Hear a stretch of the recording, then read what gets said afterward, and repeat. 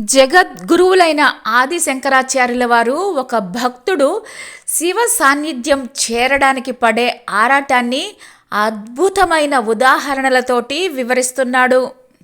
శివానందలహరిలోని శ్లోకం ఇది.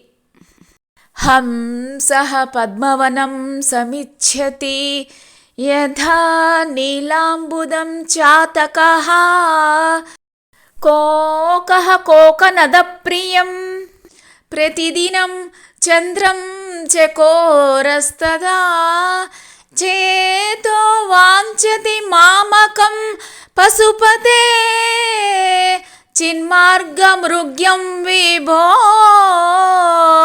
గౌరీనాథ భవత్పదాబ్జయుగళం కైవల్య సౌఖ్యప్రదం గౌరీనాథ భవత్పదాబ్జయుగళం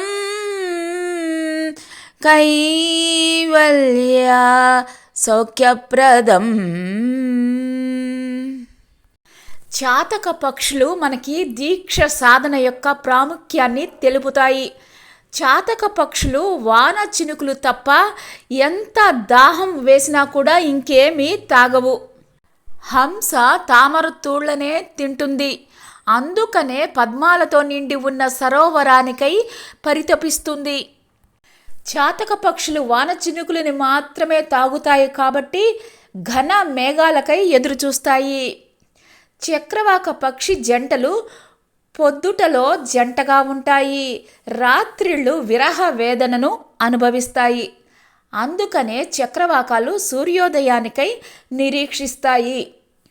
చకోర పక్షులకు కేవలం వెన్నెలే ఆహారం. అందుకని చకోరాలు చంద్రోదయానికై పరితపిస్తాయి. అలాగే నిజమైన భక్తుడు కూడా మోక్ష సాధనాలైన పరమేశ్వరుని పాదాలను చేరాలని పరితపిస్తుంటాడు.